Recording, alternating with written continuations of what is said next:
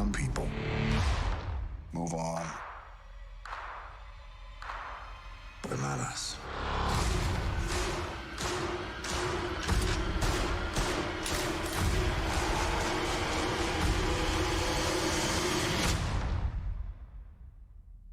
Not us. God, seems like 1,000 years ago. I fought my way out of that cave. Became Iron Man. Realized I loved you. I know I said no more surprises, but I was really hoping to pull off one last one. The world has changed. None of us can go back.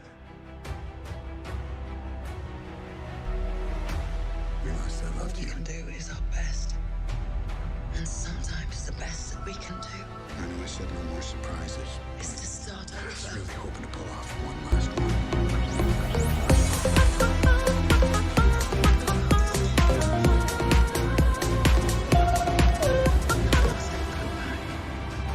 I saw all these people die. I keep telling everybody they should The move best that on. we can do I know I said no more surprises. Some is do. to start I was over. really hoping to pull off one last one.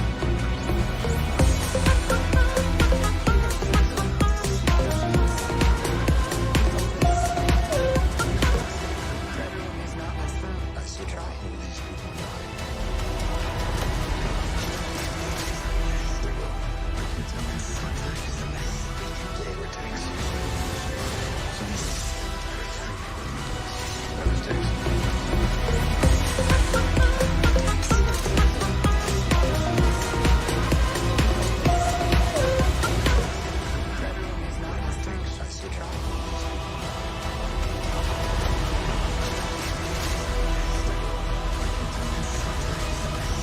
Whatever it takes. I saw whatever it takes.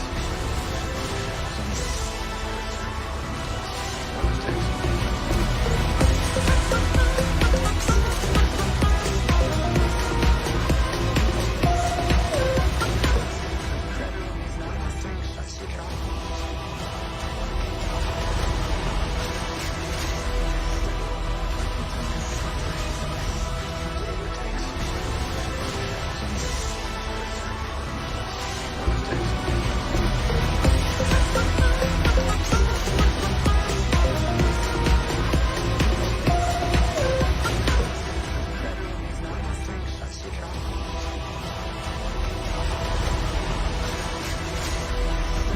All right, there we go. What's up, guys? Just wanted to show a little bit of the intro for Avengers Endgame. Today, with us, what's up? Roy, how you doing, sir? Today, I have Ozzy with me. Ozzy is my cousin. Who lives, where are you currently living, Ozzy? I live in New Hampshire. New Hampshire. Living in New Hampshire. All right, there we go. What's up, guys? Just wanted to show a little bit of the intro for Avengers Endgame. Today, with us. What's up? Roy, how you doing, sir? Today, I have Ozzy with me. I thought it was good. Ozzy is my cousin. I went into that. Where are you currently living, Ozzy? They've been building up to this. I live in New Hampshire. New Hampshire. Living in New Hampshire. A lot of Put it that way. All right, there we go. What's up, guys? Just wanted to show a little bit of the intro for Avengers Endgame. Today, what's up? Roy, how you doing, sir? Today, I have Ozzy with me. I thought it was good. I didn't know what my cousin. I went into that. I never actually saw Ozzy. They've been building up to this. What's that I live in New Hampshire. New Hampshire. Living in New Hampshire. A lot of Captain Marvel. I never actually saw it. All right, there we go. I know, guys. Just want to show a little bit of the intro for Avengers Endgame. Today, what's up? Roy, how you doing, sir? Today, I have Ozzy with me. I thought it was good. I didn't know what my cousin. I went into that. I never actually saw Ozzy. They've been building up to this. I live in New Hampshire. Pretty sure you can use it. Living in New Hampshire. Yeah, I did that. I never actually saw it. All right, there we go. I know, guys. Just want to show a little bit of the intro for a lot of interesting Avengers Endgame. What's up?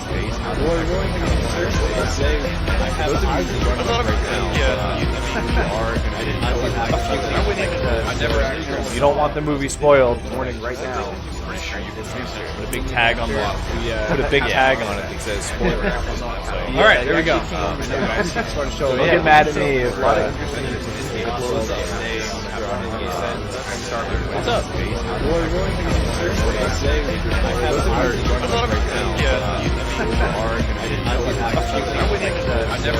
You don't want the movie spoiled. Warning right now. Put a big tag on the put a big tag on it that says spoiler. All right, there we go. Don't get mad at me. A lot of What's up?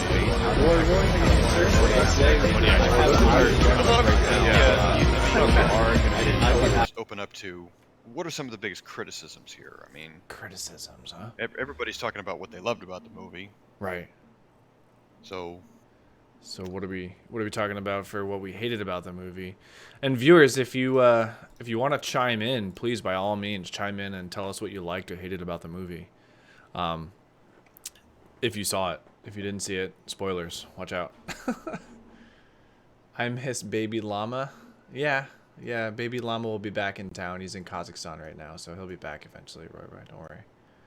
I didn't even know they were going. Yeah, Kazakhstan. Yeah, they're living La Vida Loca out there. I don't know. I don't know what they're doing.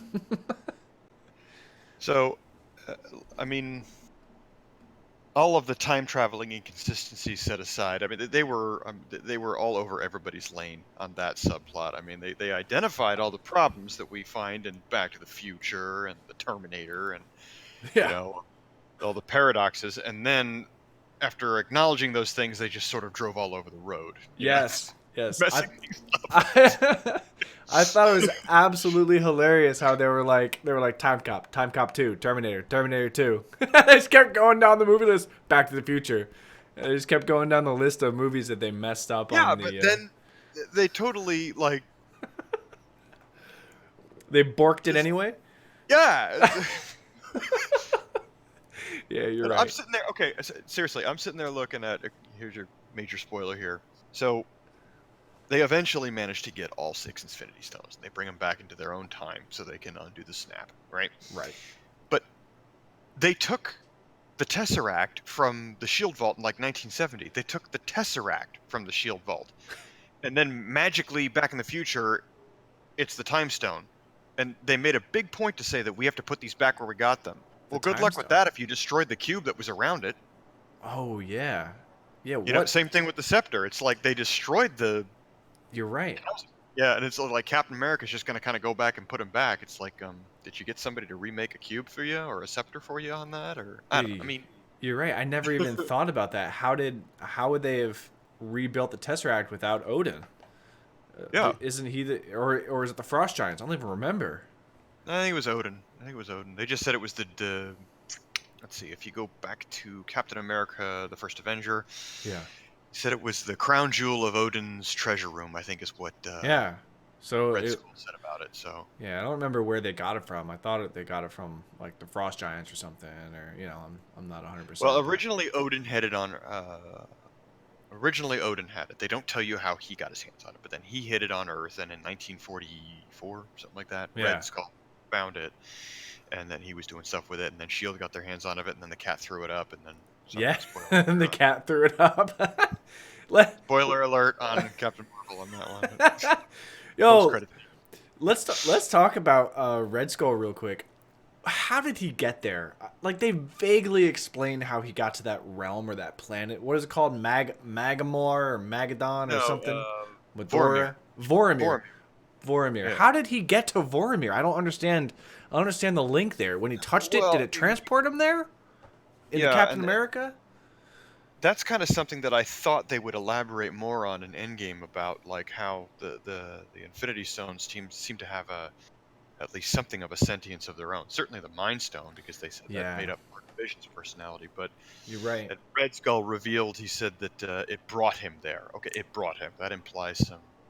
What's up, You never Ahmad? know how canon these movies are going to be. Yeah, it's true. How you doing, Ahmad? What's going on, buddy? just to canon to the Marvel comics, Right. and I'm not a super fanboy. Most of my knowledge is wiki based, not comic based, but I've read Same, um, same. the Infinity Stones, the how that plot eventually pans out.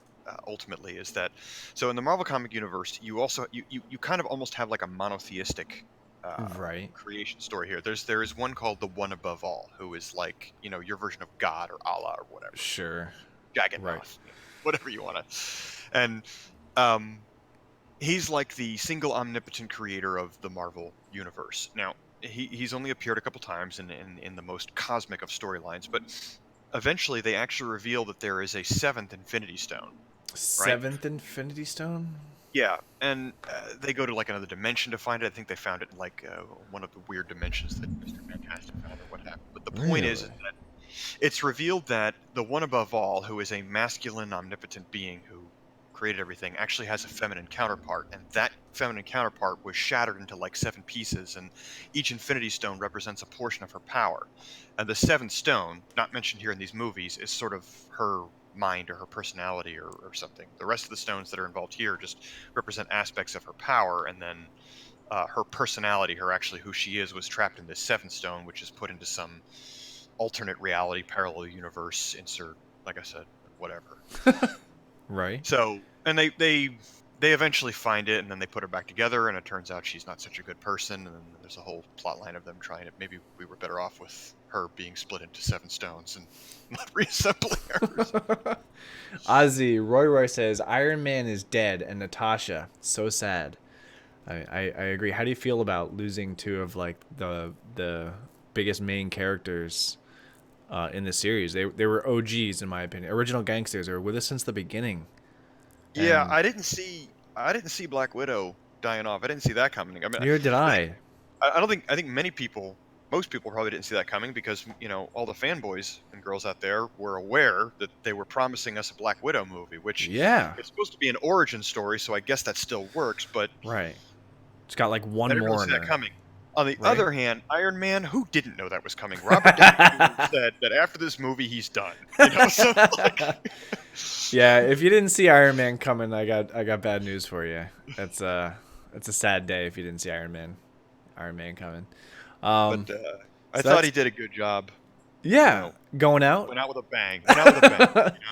Yeah, man, it was cool how I mean I guess it was nice of or it was cool. I wonder. So I have to wonder how big of a fuss the actor actually made, Robert Downey Jr. How big of a fuss he actually made at the end of the movie about hey, listen, I'm your real star, guys. You got to let me be the one that takes down Thanos or Thanos' army. You got to let me be the one. What do you think? You think Robert Downey Jr. Was pushing for that? I don't know. I know a lot of this has been planned for a very long time. The Russo brothers have done like every other Marvel movie for the last 5 years, and Yeah. I don't know if that was him pushing for it or they planned it. I don't know how far out this plot was established. Right. Right. Maybe it could have been as far back as like Iron Man 2. Hmm. Certainly, Robert Downey Jr. is. I think the guy's a bit of a prima donna, so it wouldn't surprise me at all if it played out that way. I mean, Yeah, I would guess. I guess most movie stars are kind of well, prima that's donnas, but that's fair too. Yeah. Rarely are they not, but okay, so what else about the movie did you not like besides the timeline issues? okay. My next complaint is the Hulk. The Hulk. I don't have a problem. Oh, with yeah. I don't have a problem with what they did with him. He was but underutilized. I'm not even gonna say that. I just feel like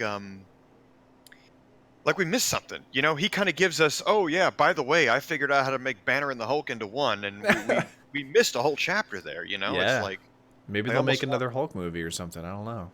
I'm like, can we have at least at the very minimum, can we have the Matrix style where we get a video game between part 2 and 3 here that tells us what happened? Like in one scene you see, oh yeah, we're kind of having a thing, and the next scene it's like, oh yeah, we're good now. It's okay, what happened? Did you talk to a shrink? I mean, You're right. Between the Avengers Infinity War, where he was like, the Hulk and I are having issues, he wouldn't come out, and he's in the Hulkbuster suit at the end of Infinity War, right? Yeah. And he's like, It's left "Come out. on, big guy." Yeah. He's like, "Come on, big guy. Come on out." And Hulk's like, "No." Yeah, and He then all of a won't come sudden out. everything's cool, guys. Yeah, it's And like, now they're best friends. Yeah, we sorted through our issues. Okay. I mean, but let's be fair. They they went through so many different stories and subplots and wrap ups. I'm we're Yeah. already at 3+ hours. I'm sure they were like, all right, we got to pick our battles. But that doesn't stop me from hoping for a special edition with a half-hour extra footage and Oh yeah. let me see what happened there, right? Fill in some of the blanks from the movie. Yeah, yeah. Yeah, I agree. So I kind of have a question now that the scene's playing in front of me right now. I kind of have a question: is how fast can Captain Marvel fly? Because she got him back. He was light years away, and she got him back pretty quick, without suffocating. Okay, well, again, spoiler alert on this, but for those of you who've seen Captain Marvel, she got her powers from the Space Stone, so So she I'm can gonna infer that traverse she- space pretty quickly. yeah, I'm going to infer that she's got some sort of fast travel technology there. Ahmad says, where was you been? I miss you guys. What's up, Ahmad? We miss you too, buddy. Welcome back. We're around. We stream at nighttime. I'm gonna be doing, Ozzy and I. We plan to do this every couple of nights a week. Hopefully, maybe a night a week, and just open up discussion. Tonight we're discussing the Avengers movie that just came out, and a little bit of the Avengers storyline, maybe a little bit of Marvel, maybe a little bit of DC if we're feeling frisky. For those of you who want to know what comes next, I got to get you the link here, Fenalidar. But I can, if you guys want, we can get you the link. But the Disney Channel, or excuse me, Disney is starting up their own streaming service, which starts in early November of this year. That's right. I've heard about this. And they have rumored a couple different spin-off shows that kind of pick up where Endgame left off. Now, the only one we have confirmed, at least we've actually gotten like a splash screen of what the title screen looks like from Disney, is Falcon and the Winter Soldier. They're getting their own spin-off series. And Winter that's Soldier is, huh? Yeah. So I didn't see Sam. I did not see Sam becoming the next Captain America. I thought it was believe Winter in the Soldier. comic. Yeah, He I believe was in the comics, but I thought it was going to go to Winter Soldier first and then Sam at some point. But I don't know. I might have my timeline borked. Well, they love to. Aha! You thought this was gonna, Got him. The other two that are, it is mostly. I think somebody higher up leaked this, so this is almost gospel. Is that Loki is supposedly getting his own spin-off series, and it's based on, again, spoiler here, what happened to him after back in time he got his hands on the Tesseract and just sort of said, "Peace out, guys," and instead of going into Asgard's prison. The final one, which is the most anecdotal, is supposedly Vision and Scarlet Witch are getting their own spin-off. I'm not sure how that's going to work. How's Vision coming back? I thought he was done. Yeah, I know. I mean, let's see. Not only did he die, but his stone kind of got, what is it Thanos said, atomized. So. Yeah. I mean, unless Wakanda forever. Unless Wakanda managed to somehow extract enough of his personality or something somehow, maybe. Yeah, I don't know. That's a stretch on the level of Aliens 4. Oh, we got your DNA and. Yeah, we can clone you. Yeah, you're right. Yeah. Anyway, and after that, of course, I mentioned before, rumor has it we're getting a Black Widow kind of origin story. Yeah. Everybody knows about Spider-Man. We've already gotten the trailer for that. That's right. What is that trailer? It's a Homecoming. No, Homecoming is what we just Spider-Man watched. Far From Home. Far From Home. I knew it was something home again. And the only other two that we have confirmation that we're getting, although we don't really have any information about them yet, is we're getting another Black Panther and we're getting another Doctor Strange. Doctor Strange. I'm very happy about the Doctor Strange one because me too. Black Panther, that was a foregone conclusion. They kind of, from the plan from the get-go with him was to do a trilogy like every other character. But Doctor Strange, when that movie, that was very much riding on how successful the first one was, if they were going to do any others. Right, I remember this. Very happy that they've said that, it did do well, so we're going to get on. He's probably one of, if not my favorite characters from the MCU anyway. Yeah, it was probably plus Benedict Cumberbatch. I mean, come on, Cumberbatch. Yeah, he really nails that role. He does.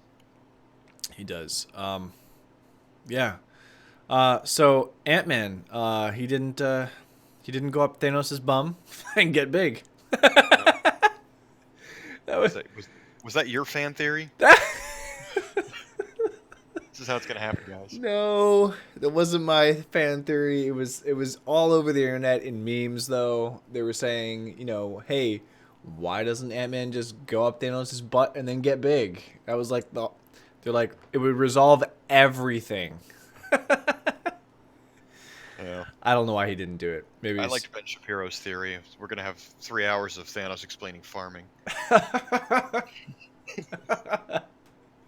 would have been hilarious. I probably would have watched the entire 3 hours. All right, so we've said what we hated about the movie. What did and everybody said they liked the movie. Specifically, Ozzy, what did you like about the movie? The thing I liked about the movie that most surprised me, I was like, did not see that coming. I loved Thor channeling the Big Lebowski. I think Yeah, Stark had perfect reference there. It's like that was probably the funniest comment in the entire movie, right there. The Big Lebowski. Yeah, and Thor has no idea who the Big Lebowski is, but no. You're right. He epitomized. It was the epitome. What else is really good and funny about the movie? Well, the entire final battle sequence was just cool. I mean, It was. That was like a WWF Royal Rumble straight out of the 80s. Oh, Yeah. and here comes Black Panther, and he's just in Falcon, and here comes, oh my goodness, here comes Captain Marvel, and it's just Royal Rumble all the way. Everybody in. She took a headbutt to the face. Yeah, give me the chair. He's climbing the ladder. He's climbing the ropes. That was good. I like that. Kind of interesting concept about what's the girl's sister's name? Gamora. Nebula. What? Yeah, Nebula. Is that her? So Gamora's sister coming in. Honestly, the entire time she was with them for the years that everybody was gone, I thought, no, she's still Daddy's girl. She still wants to make good for Daddy. She's gonna betray them. It was interesting how they brought the old one, the one from a different time, and they shared the memory like that on the same network. That I was like, nobody saw that coming. For all the genius in that group, even she didn't see that coming. And they even. Like, it worked to tie the plot together, but I was like, okay, so apparently if there's two Nebulas existing in the same universe, no matter where the two of them are, they share information because Thanos magic, Yeah, Thanos magic. I think it was technology, that's what they kept saying. They kept saying she was upgrading herself constantly to make Daddy happy kind of thing. No, they said that he was constantly modifying her. Oh, yeah. And that was what she was upset about. She was mostly a machine at this point, but Yeah. Again, you only got so much room to explain so many plot lines and so many backstories. It's at some point you got to start mashing the I believe button, or we're going to be here for 6 hours. True. What about? So you've explained this to me a little bit in the past, but I never really thoroughly understood it. Thanos, an inconsistency my wife actually pointed out in the movie is he beat the crap out of the Hulk on the spaceship in Infinity War. Remember that? Fully decked out Hulk, enraged Hulk, I guess. He did that with the Power Stone, right? He had the Power Stone on? No. There was a lot of fan rage after Infinity Wars Part 1 about the fact that Thanos had beaten the Hulk because that's definitely not canon to the comics. In fact, Thanos in the comics is quoted as once saying the Hulk was the only person in the universe he actively avoids confrontation with. So the only person he's actually really afraid of. But the Russo brothers, in an interview, actually did make it a point to say, no, that wasn't because of the Power Stone. He beat him square and fair. We did this because we wanted to establish just how big and bad of a guy Thanos is. We just right out the chute, beginning of the movie, he's the new big bad guy. He's the new bully on the block. He's just that powerful. All right, so even though he had the Soul Stone, he didn't even use it. Like, he had it in the Power Stone, yeah. He had it in the Gauntlet. He just didn't even use it. So, all right, I thought that was an inconsistency because he had the Power Stone when he fought him on the ship, and then when he came back through the portal, you know, he was just as tough as he was before he had any of the stones. You know, when he came back through and he had his glaive. Talk about a weapon, that glaive, though, man. Oof. Yeah, that You was know? cool. That was a weapon and a half right there. Yeah. So wild. Okay. So his power is just for the movie. They just buffed him up, I guess. Yeah, I mean, They there kind of are a had lot of to. inconsistencies from the biggest, you know, power disparities here is I think they did a pretty good job of portraying how strong Thanos is. It's just that they felt Hulk kind of really got hit with a Nerf bat for these movies, but Yeah. again, on a lot of different on a lot of things the movies are canon to the comics, and on a lot of things they're you can almost see them trying to make things a little more realistic, and I think it works. I don't blame them too hard for it, but the Hulk is a lot weaker in the movies. Not he's still really strong, but he's not Yeah. nearly what he is in the comics. And the other thing is adversely, you know, just the opposite. Captain Marvel in the comics is she's strong, but she ain't nearly what they did done to her in the movies. She's, you know, Right. Right. That makes incredibly sense. powerful and, you know, just laughing at Thanos and Yeah. I was surprised at Captain Marvel, you know, when she took the headbutt, I was like, all right, yeah, that's right. Like, that's the way it should be. Like, in my opinion, Captain Marvel is kind of the Superman of the Marvel Universe, you know? yeah, I feel like, to a certain extent. I don't know what her other powers are because I haven't seen the movie. She can fly and she's very strong. And, basic. yeah, Yeah. pretty basic, I guess. I don't know. She But doesn't have laser beams. Does she have, like, well, they keep calling cosmic her blasts? they keep calling her Mary Jo or Mary Jane or Mary whatever. I mean, yeah, she's Mary Jane? no, not Mary. What, forgetting the Jean Grey? no. It's an expression for just Jane Doe? no. She has no character development. She just fell out of the sky like Eh. you know, personality perfect like Captain America and just uber powerful. You know, it's like there was no journey or character development here. No character development. Well, in the movie, in her own movie, you know, it's all about her trying to remember, figure out what happened to her, how she became what she is. But there's Gotcha. no No this real. character has never had any inner demons to overcome, like just about every other character in the MCU has. Yeah, you're right. You know, Yeah. even you know, Mr. Perfect, Captain America, Captain America. his thing has always been trying to figure out his place in this world that he doesn't recognize. You know, I mean, he's a good man, quote unquote. That's why they made him Captain America, yada yada. But Mm-hmm. and he always does the right thing or whatever he thinks is the right thing, which is Right. moral compass of the group. He is. So how do you make a journey for a guy like that? And for him, it's always been trying to, you know, he's always struggled to fit in and grapple with the fact that his ideals and his methods are so out of date. Yeah, it's almost like his morality, if you will, is kind of what I picture Superman as always having. You know, Superman always has this like, I'm gonna do the right thing. I'm not gonna kill people, and I'm gonna stick to my moral compass no matter what you guys say or do. No matter how corrupt the government is, I'm still gonna be like the good guy. I feel like that's Captain America's personality. Yeah. So something else I was thinking about Captain America is his character development. He's trying to get back to his girl. You know, trying to get back to his bae. Well, I don't think he was ever really trying Trying to do that. to. Spoiler alert: he does that in the movie. I mean, when he at the very end he goes back and he just stays back because he hooks up Right. with Peggy and lives happily ever after. Right. But I very much got the impression that was just sort of something that he started thinking about doing. Like it wasn't like, you know, Tony Stark walks on the scene and says, "Guys, I figured out time travel," and the first thing that Captain America thinks of is, "I can go back to the girl." I know? can go back to my girl. I mean, I very much felt like it was an afterthought for him. Yeah, when we saw her in the window is when I kind of figured. Yeah, you know. he thought about it and, you know. Saw her in the window and was like, you know what? I could have a life think I've here. I think I've earned this. I think I've heard this. I'm over 100 years old. We can do this, right? Yeah, I thought it was a good idea. You know, I thought it was a good idea. So beyond that, beyond the Captain America, beyond the power of Thanos, rate this movie on a scale. Let's see, what kind of scale can we use to rate this movie?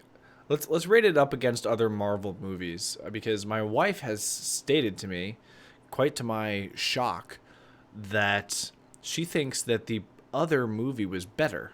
Almost because it's like they didn't know how to wrap this one up or something, or it's harder to wrap up a movie than it is to start a storyline. You know, it's harder to find a good ending that everybody will like rather than, you know, a good beginning that everybody will like. Well, it's so funny.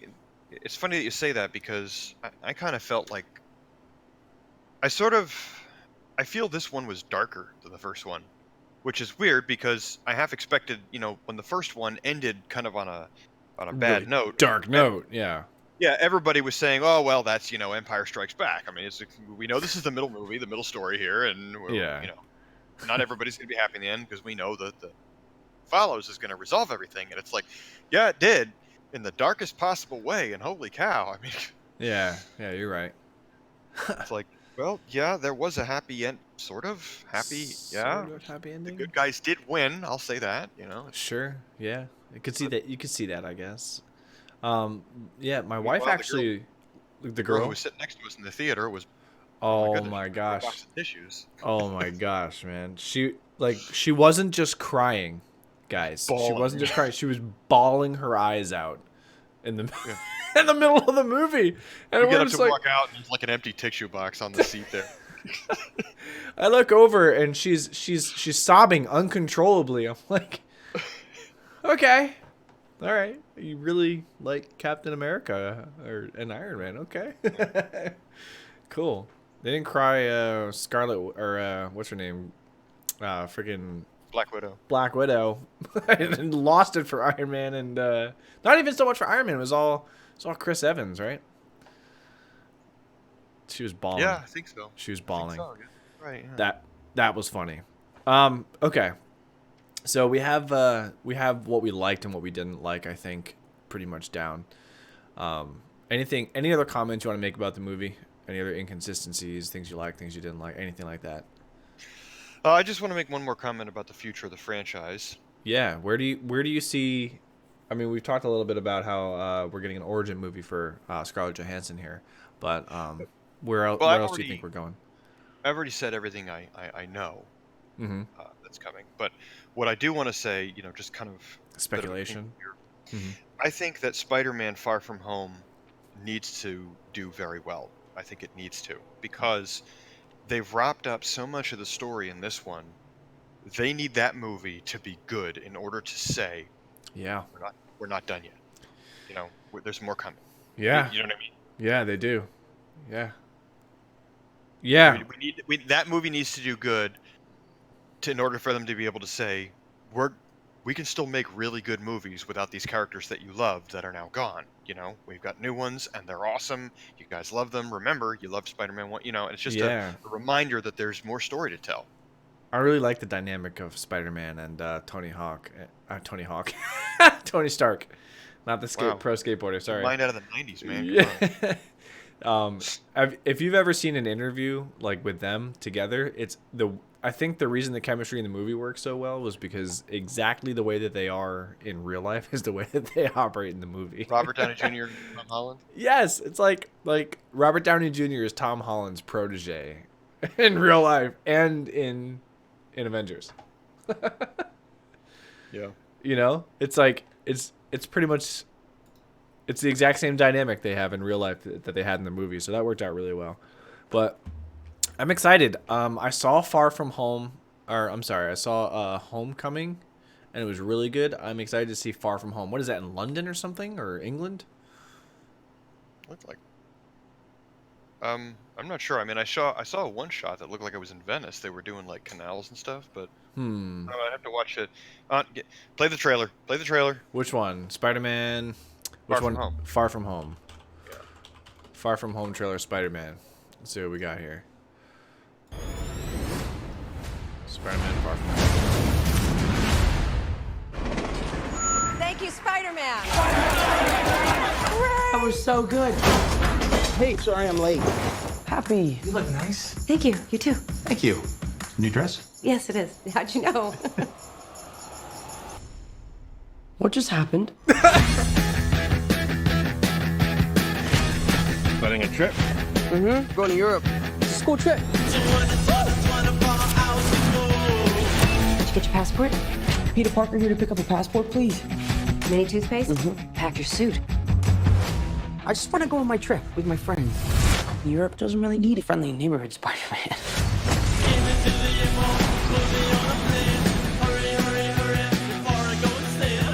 You look really pretty. Therefore, I have value. No, that's not I'm right. messing with you. That's what I was thinking. Yeah, I remember. Pretty too. I just want to spend some time with MJ. I think she really likes me, dude. That reminds me when I first fell in love. I had just finished my film called. Uh-oh. So nice to finally meet you, Spider-Man. You're Nick Fury. Put some clothes on. Let's go for a ride. Is he gonna be okay like that? Might want to turn him over so he doesn't swallow his tongue. I think Nick Fury just hijacked our summer vacation. Awesome! Okay, that bus Got had gifts, London Parker. sites here, so But we have a job to do. The bus what? the bus had London written on it, so Did it there's a really? subtle clue. Yeah. AC Eugenia says the HD rip was out 3 days ago. 3 days later, the movie released at cinemas.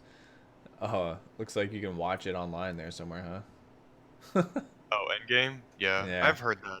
I mean, it was bound to happen. Yeah, I'm sure. They released it worldwide. This wasn't a staggered. I mean, it came out everywhere like at the same time. So Yeah.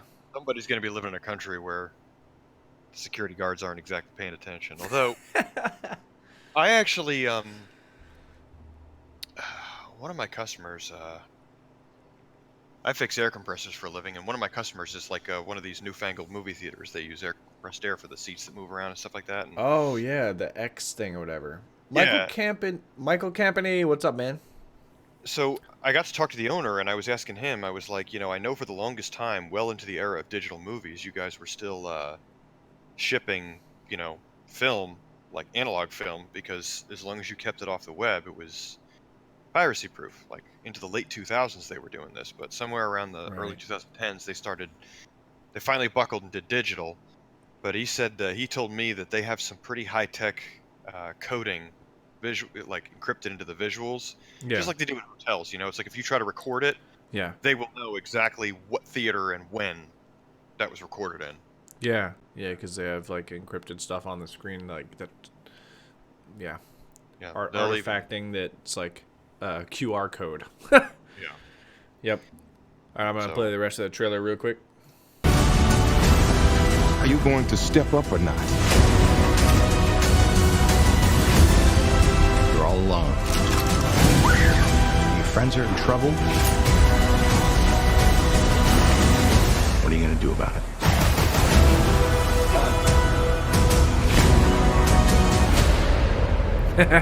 You don't want any part Jake of this. Gyllenhaal.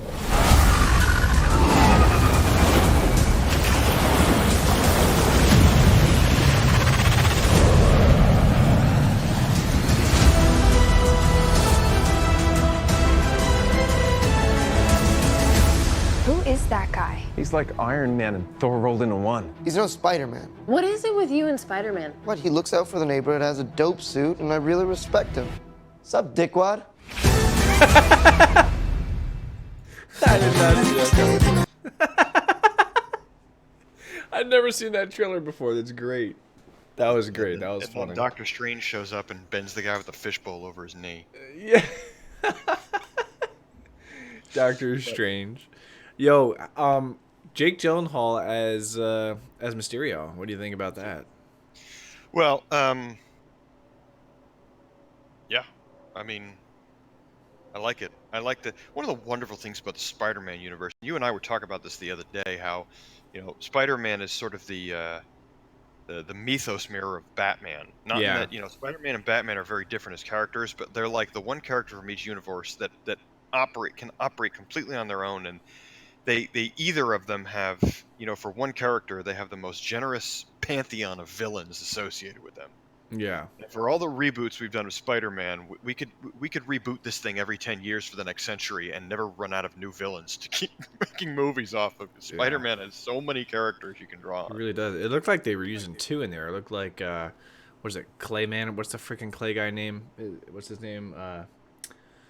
Sandman. Sandman. Yeah, it looked like Sandman Yeah, there. they did that. They did that in a previous Spider-Man, but I don't Yeah. think. And they have Lizard and Sandman and Yeah, I don't think. I don't think that's where they were going with that. Mysterio was. Mysterio.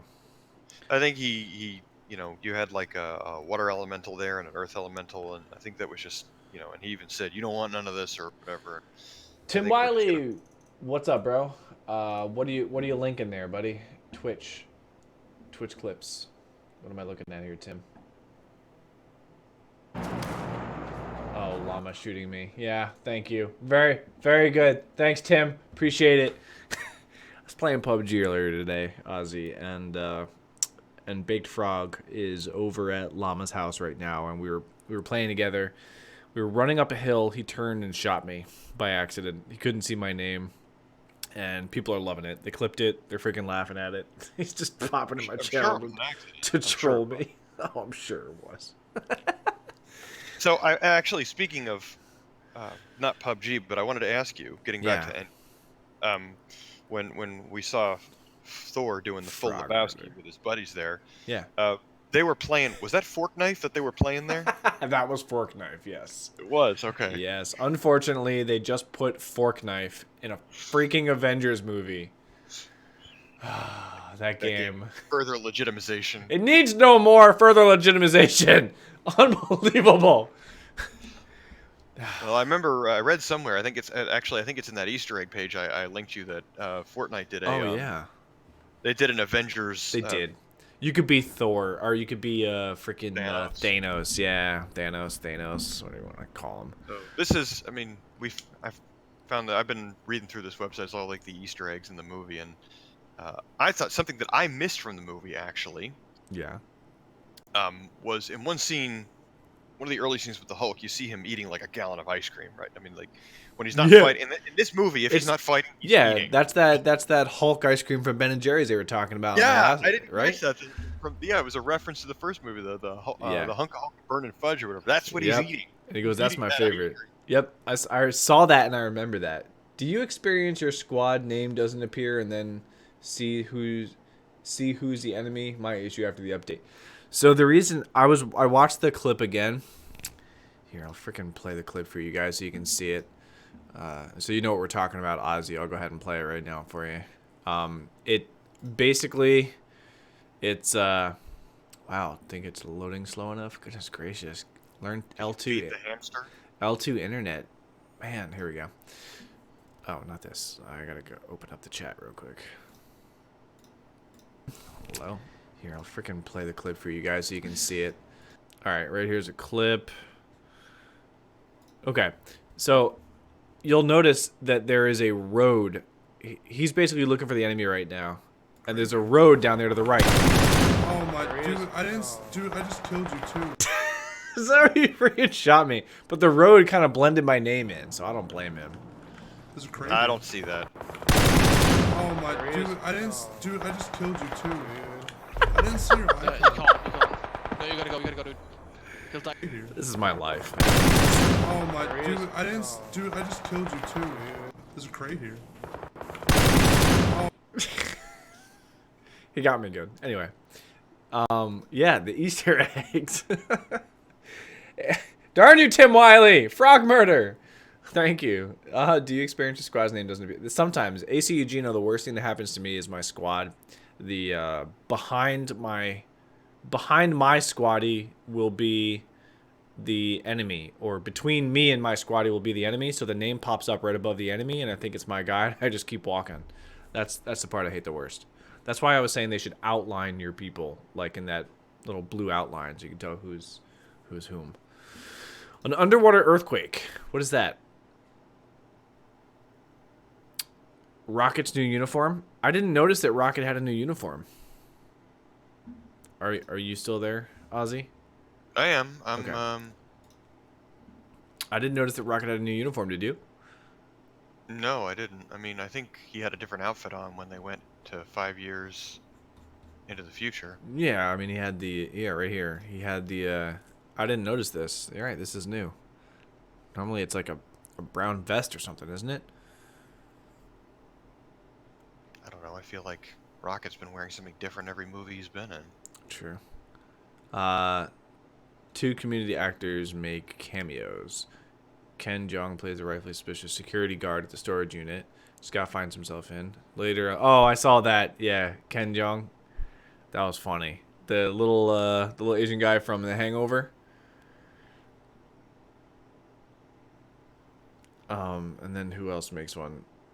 Yvette Nicole Brown plays a rightfully suspicious employee at the military base. Oh, the black lady in the elevator.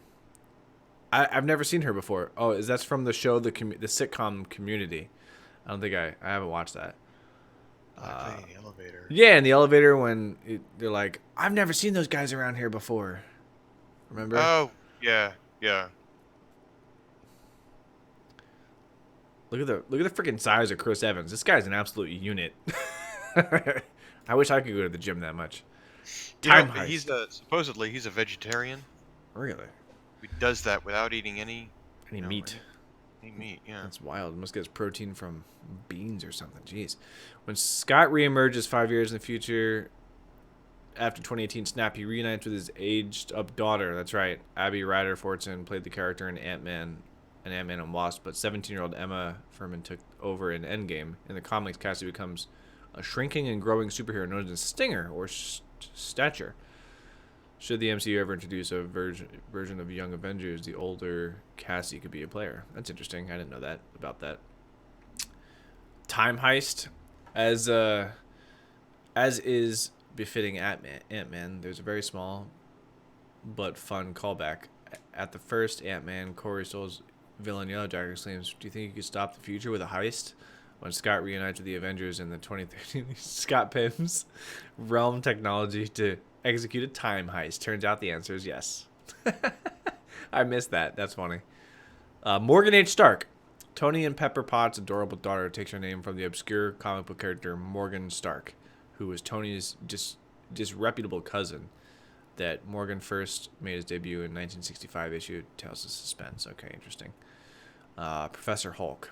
Prior to Thor Ragnarok release, Mark Ruffalo said that the film was the start of a 3-movie story arc for Bruce Banner and the Hulk. The arc certainly culminated in Endgame, where the two literally become one. Hulk is still big and green, but now he wears the clothes and dabs with his young fans. Oh my gosh, the dabbing. The concept of Hulk, with the green guy's strength and Banner's smarts, the ability to refrain from smashing things, has plenty of... How about when he was walking through town and he's like, "Ah! Yeah. What's up, Mechanic Media?" He's like, "Oh, Hulk smash," and he goes, bonk. He just bonks the car. Says something like, "It all seems really gratuitous to me." Rig me, thank you for follow, sir. You like my new follow music? Yeah. Kept going off while you were showing the trailer. Veritas, I saw people kept following. New Asgard. Yeah, how about handing everything over in the movie to is it Valkyrie? What's the chick's name? Yeah, Valkyrie, yeah. How about that? Yeah, that was interesting. I don't know. I mean, that'll be really interesting because whether or not we get a third Guardians of the Galaxy movie is still very much up in the air. Obviously, the director, let me get his name here. I always forget. Somebody can help me. And I didn't know what the Akihiko James Gunn reference was either. So James Gunn got booted because, the PC police strike again. Really? Yeah, social justice lynch mob basically forced Disney to fire him. That sucks. Disney still owns the rights to the story, though, and there's been a lot of talk around the shop. I mean, so James Gunn did write the script for the third one, and Disney does own it. Right. So, there's a fair argument to be made that Disney will, try to bring another director on board to finish it out. And where I'm going with this is that now you got Thor as part of the Guardians, so right. Lothorsky, whatever you want to call him. The big Lothorsky. Yeah. Is now part of the Guardians, so it'd be interesting if they do another Guardians movie. Are we going to see? That would be interesting. More of Thor. Lebowski. There it is. Yeah. And then The dude abides. Because I mean, in the lead up to this movie's release, I don't remember if it was Time Magazine or Newsweek or I don't remember which one. It was People Magazine. One of the Right. major. I remember picking up beer in the supermarket and seeing this magazine cover. It said the title on the cover of the magazine said Chris Hemsworth, Life After Thor. That to me sort of suggests he's done with the role, But Yeah. Yeah. Yo, what was up with the Captain America thing where they're like, that really is America's ass. What was that? I don't even. Upon traveling back in time to the events of the climactic battle in 2012 Avengers, Tony remarks that Captain Rogers' suit of the era did nothing for his ass, which is later declared America's ass. This is a little dig at the extremely bright suit from the original Avengers, widely regarded as one of the Captain's worst looks. For more evidence of Evan's great butt, please see Captain America Infinity War poster, which knew what was up. There's the Ben and Jerry's ice cream reference right there. During the one time a jumbo-sized carton of Ben and Jerry's ice cream, presumably the two flavors mentioned in the Infinity War, Hulka Burnin' Fudge and Stark Raving Hazelnuts. There was after the original, after Avengers: Infinity War, part Yeah. one, there was an article about how they one of the media outlets contacted Ben and Jerry's and was like, after they gave you a shout out, why did you not make these flavors? Why don't we see them on the grocery store? That's a good point. They could taste like garbage. You'll still sell them. That's a great point. And they didn't really respond, which tells me that probably Marvel wanted a lot of money, Ben and Jerry's, to be allowed to put their name on one of their products. And, yeah, probably. Probably what happened there. That would be a good guess. I mean, just give him a percentage of the proceeds. Jeez. Loki turned into Captain America once again. I actually noticed this. This was not in the original movie in the Avengers because, you're up there in the penthouse. Right. It was an extra scene. So that was kind of cool. Yeah. The elevator fight redux, however you want to say it. Yeah. The elevator fight with the Winter Soldier is widely considered to be the best fight scene in the MCU, in the entire MCU, huh? Okay. And Endgame makes a pretty overt reference to this when Captain stepped in the elevator. Oh, that's right. And he whispers, "Hail Hydra." The setup is the same with all the agents surrounding the captain as they bristle and prepare for a fight. A fight doesn't happen this time because Hail Hydra. Cap, knowing that they're all secretly loyal to Hydra, says two magic words that convince the baddies to abandon the Infinity Stone case without a struggle. Hail Hydra. Cap says these words in the comics before, but in the infamous Secret Empire event from series from 2017, Steve Rogers actually was loyal to Hydra, a supernatural, villainous cabal, thanks to some changes in the timeline that turned him into what was essentially a Nazi. Endgame's elevator scene was much, much better than the Secret Empire. I thought that was hilarious because I remember the fight scene from the Captain America movie. That was great. I can do this all day. Yeah, I know. You remember that? Mm-hmm. It's very self-aware, if you hadn't noticed. Dumb Indiana Jones. While watching Peter Quill dance his way to the Power Stone as he did in the first Guardians of the Galaxy movie, War Machine calls him Dumb Indiana Jones, which is less an Easter egg and more just honestly a good description of Star-Lord. Kick some ass, bass, says Ransom. What's up, Ransom? Stan Lee's cameo, that was cool. They made him young in the 70s like he was a hippie, I guess. Yeah.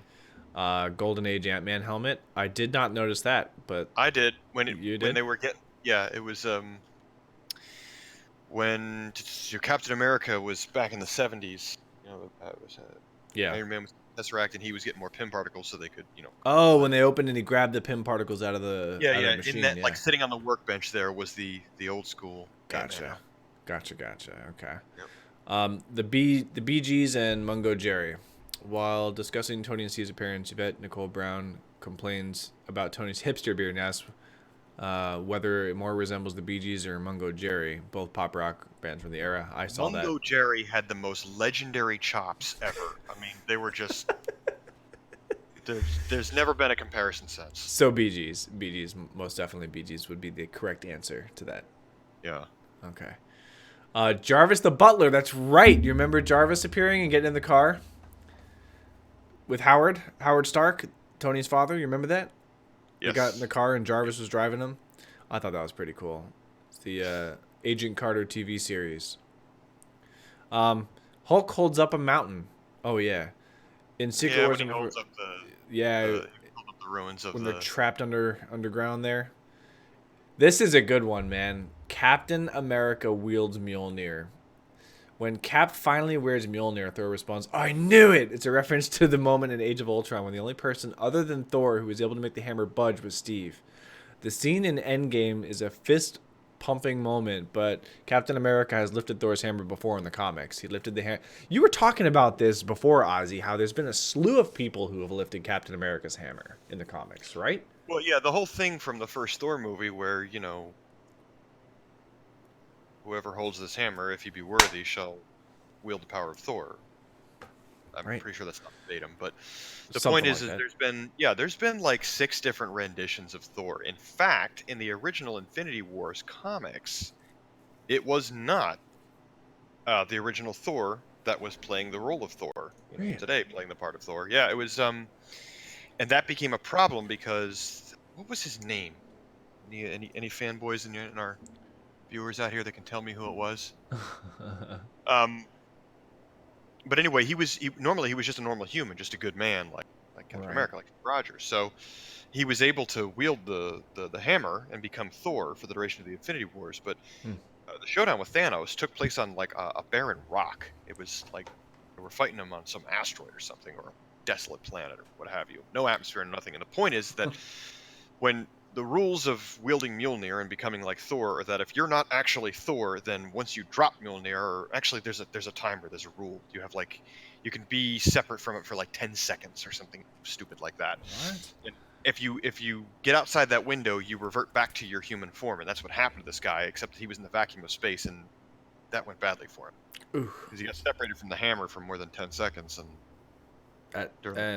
death ensues, or something bad ensues. So he almost died. So he was like suffocating and long, drawn out, dramatic.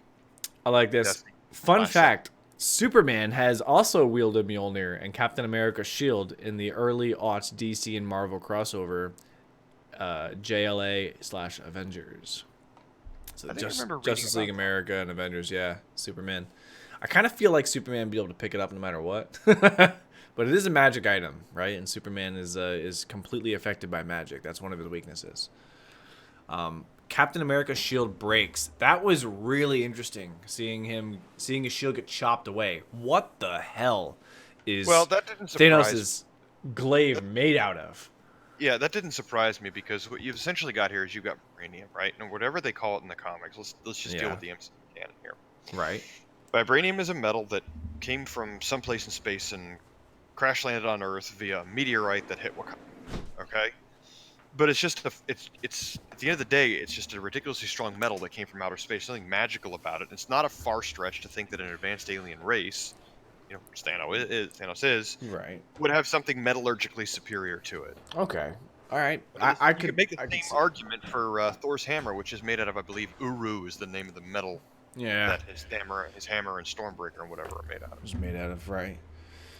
Okay, it's a good point. I didn't think about that, and Thanos, of all people, would probably have access to some pretty strong metals, right? Yeah. So, all right, yeah, it makes sense. What's up, HD Golden Toast? How you doing today, buddy? Howard the Duck, on your left. What is the... Nebula picks up the gauntlet. Nebula plays a big role in the Endgame, but arguably plays a bigger role in the Infinity Gauntlet comics, the film based in that comic, Thanos tortures Nebula, but she manages to escape and get her hands on the Infinity Gauntlet, essentially turning herself into a god and temporarily defeating Thanos. That doesn't happen in Endgame, but Nebula does pick up the gauntlet, and she's instrumental in defending Thanos. The chick what's up? Fun fact about the comics versus the movie series? MCU.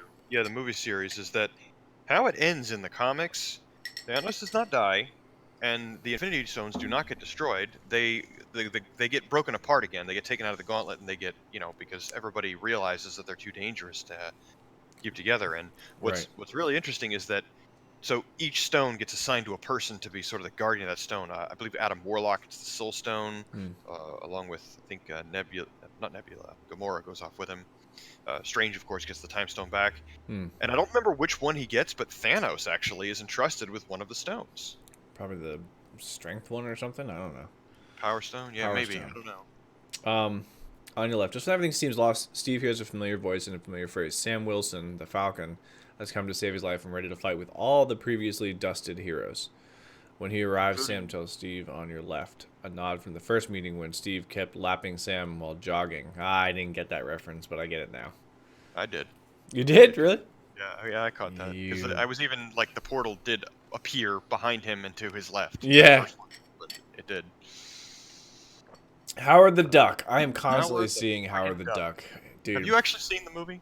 No, I haven't. Have you? Yeah, forever ago. Oh, man. One of Marvel's most infamous I was characters. really young when that came out. That was 80s. That wasn't even 90s. That was 80s. Yeah, that was a while ago. I mean, I remember. All right, I'm looking it up. Seeing it, but briefly showing up behind the Wasp in the scene where all the Dusted Avengers come through the magical portal in the fight. I did not see him. I didn't see him. 1986. Howard the Duck was 1986. 1986. Maven Collectible says, I can't say you're missing out on much with Howard the Duck. Yeah, that's the rumor, but we've referenced it twice now, so it's almost like... Kind of... Dude, you know what? I saw it. I know that I saw it when was, this is the 80s, right? Early 90s, and they put it on TV one time. I saw it as a TV movie, a la commercials. Yes, I do remember in let's see, here we go. Honest trailers. Howard the Duck. This is an honest trailer, so it's not the real trailer. Howard the Duck trailer. Let's just see what Howard the Duck was all about. We're gonna do this. Okay, this is real. This is happening. We're playing the Howard the Duck trailer. The official Howard the Duck trailer. Oh gosh, it's old. 1986, you said? My ex-husband made me watch it a few years ago. I can't get those hours back. He's 27 years old, single but searching. Favorite sports: windsurfing and aikido. Favorite pastimes: windsurfing and aikido. Cigars and sex. He has everything except Breeders of the Lost. What? And then one night, it happens. Hey, good buddy, are you home? Of the Lost Stork. What the heck? Very sudden midlife crisis. I did not see this. In Cleveland. You do know why you were sent to me. Listen to me, small visitor. Oh gosh, that guy cracks me up. He's in Home Alone. Maybe you're here for some greater purpose, some cosmic cause. Here, he's forced to A lot of famous people in this movie, though. Maven. Went to med school? To explore new relationships. Oh my gosh. To redefine his self-image. I'm sorry, we don't allow pets on the premises. To adjust to a changing lifestyle. Pull it out! Until he discovers just who he really is. Oh no. A duck. Yo, that's the girl from Back to the Future. That's a duck. Is it? Doesn't make it good, Yes, LOL. it is. Just saying. It is. It's the chick from Back to the Future. She's like got the same haircut, almost the same outfit. The duck, trapped in a world he never made. Here she is. Look at it. It's the girl from Back to the Future. That's crazy. So Maven, did you see Avengers, the end game? You're here, and there's big spoiler marks everywhere. So I'm assuming that you did. I didn't. I'm cheating. No, don't tell your husband. Oh my gosh. Oh, her ex. I'm sorry, ex. So yeah, the Assemble. That was great when he was like, he's finally just like, Avengers, assemble. So Captain finally gets that out. The arrival of Rescue. That was one of my complaints that I had with you on the phone after, when we talked after the movie. One of my complaints was just, come on. I mean, I guess I have to give a little bit of freedom to the makers of the movie, but it's like everybody showed up at just the right time. It's like, oh, come on. Oh, come on. Like, they kept showing up just at the right time. And it's, I don't know. I feel like that's overdone in movies now. I was kind of hoping they would, nix that a little bit. Old Captain America? That's not really Where do you see old Captain America? Oh no! First you got you taking all the stupid with you, which is it's a reference to the original Captain America. Oh yeah. Old Captain America. That's not really an Easter egg. That's just part of the movie. Right. What is what is A Force?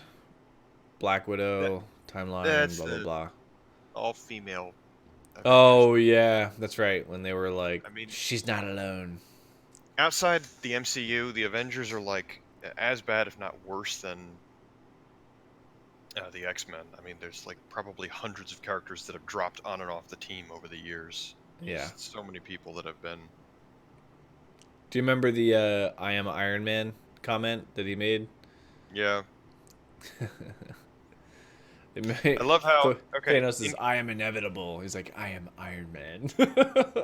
Plot inconsistency here, right? Yeah, So hit me. Hulk puts on the gauntlet and he's like writhing in pain, thrashing around trying to control this thing or just be able to maintain the power of it. And 15 minutes later, he finally manages to scrounge up the strength to snap his fingers. And I mean, granted, it killed him, but Tony Stark was like, I got this. Holds up the gauntlet and snaps his fingers. I'm like, okay, that was a lot easier for you than the Hulk. I mean, Hulk's like struggling to snap his fingers. He's like, and Iron Man's like, I am Iron Man. Okay, I guess. Yeah, he is Iron Man. Good point, sir. Good I mean, I'm not going to hate on it too much because, to be fair, it killed him, but it's like, okay, that's the thing. Yep. The kid from Iron Man 3. Look, he's a much older now, but that was the kid standing at the funeral. Yes. It was the kid that helped him in the garage with the potato gun, right? Yep. Cheeseburgers. When Tony first returned to the United States after his captivity in Iron Man, the first thing he wants his chauffeur, Happy Hogan, to do is take him to a cheeseburger. The funeral, yeah. Like father, like daughter. You're taking all stupid with you. Old Captain America, Falcon becomes captain, and Iron Man hammering. Oh, at the very, very, very, very end. So about that, after credits. As you know, I like to play the app game, Marvel Strike Force, and if any of you guys enjoy that type of game, like if you played Brave Frontier, Marvel Strike Force is pretty fun. It's a pay-as-you-play. It's sugar-coated, but one of the people that I play that game with is he's more of a fanboy than I am. We're talking somebody who actually read the comics, And this guy actually called me out on that and said, no, I went back and watched the original Iron Man, and he's the hammering at the end of that movie was not to the same cadence. It wasn't the same rhythm. I'm like, seriously? Wow. You actually looked this up, but apparently. So then what was it? Was it chimes? Was it It could very well have been that. I don't know. Maybe they didn't use the same sound clip. Maybe it's just an homage to, the hammering or something. I don't know.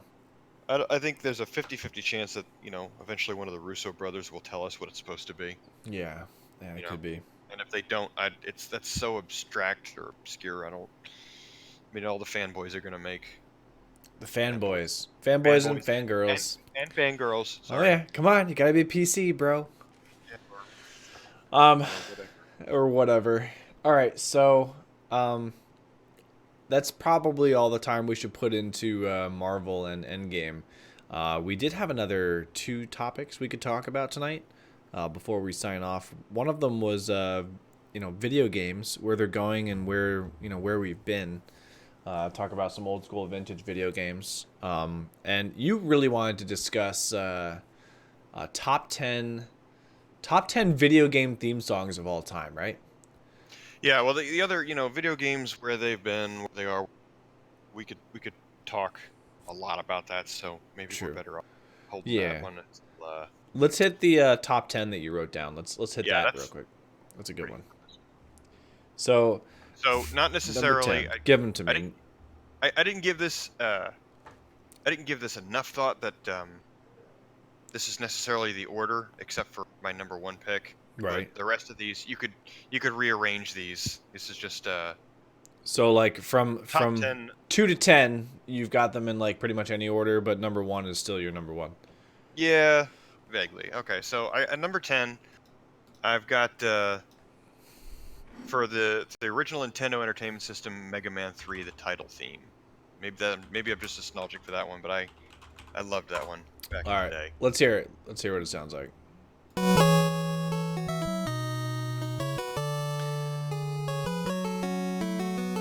Old school Mega Man 3 right here. MIDI files. Total MIDI files. So this is one of your top 10. You really like Mega Man 3? Yeah. Cool. Next one on your list, we've got Donkey Kong Country.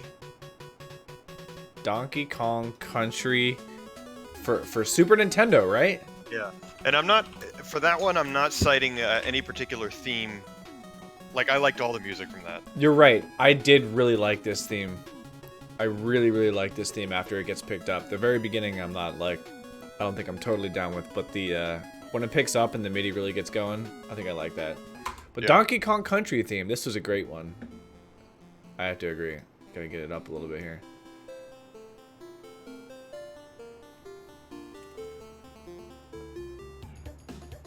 Yep. Total 90s game right here, right? Am I right? Total 90s game. Yeah, this is a good one. So that's number 9. Number 9 on your list, you got Donkey Kong Country. Okay, for Super Nintendo. Give me number 8. Number 8. The final boss to Final Fantasy VII, the fight with Sephiroth. The track is called One Winged Angel. One Winged Angel, huh? Here it is, right here.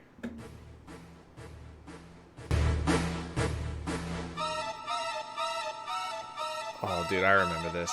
This is bringing back some nostalgia. It's giving me goosebumps right here.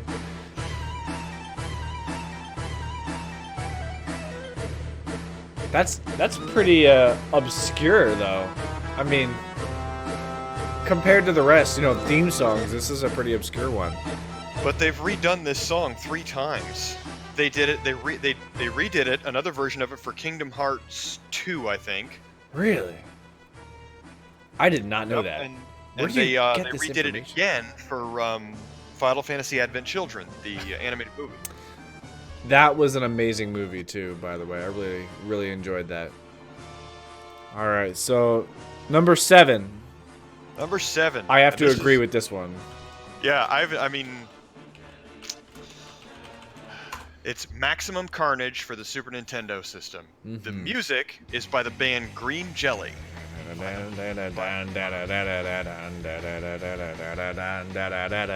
yeah. 90s grunge right here, man. Dude, I cannot even tell you. My brother spent hours playing this stupid game. Hours playing this game. Maven over here is shouting blasphemy. She's saying, I know this is blasphemy, but I'm a rebel. I never finished Final Fantasy VII. Well, Maven, I got news for you. You will have your chance because for the last couple of years, Square Enix has been working on a remake. That's right, you can find footage of it all over the Google. They are remastering it, like full-on redo in high definition and everything. I feel like they've been remastering that game for so long. Well, they were talking about it for so long, and then they were like, we're going to do it, we're not going to do it, we're going to do it, we're not going to do it, and the fan base was just like, for the love of God, please do it. Please do it, please do it. They even got like a lot of the original crew. And that's crazy. More than a couple. For freak's sake, I will play the remake though. Oh my gosh. Thank you so much for the follow there, Maven. I'm going to go ahead and let Vitas thank you.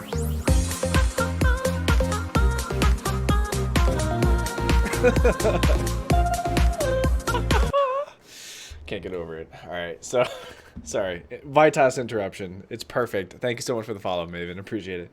All right. What's number 7? Oh, I'm sorry. Number 6 on your list. Actually, I got to say something real quick before you say what number 6 is. This is by far one of my favorite. I think I'd put this in my top 3.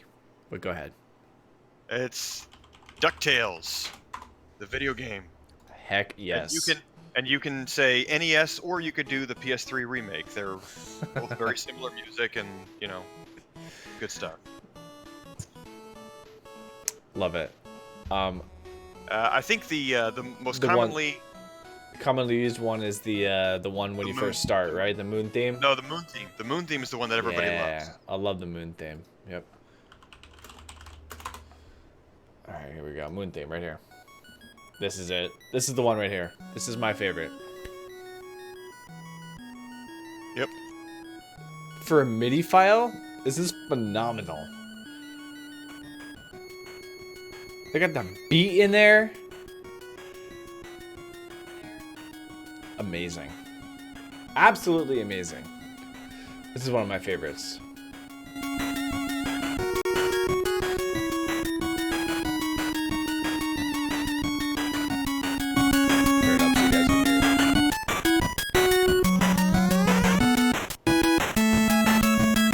Definitely a great pick.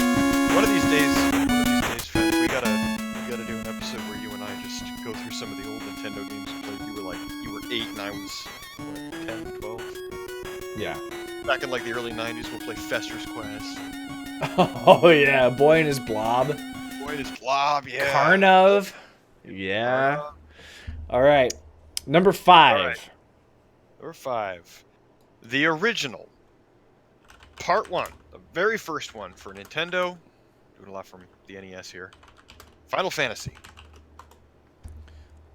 Here we go. Final Fantasy analysis. Is this it? No, it's Final Fantasy 6. No, the original Final Fantasy. I'm looking for it. I'm looking for it. Final Fantasy 1. Complete original soundtrack. Here we go. This sounds like it.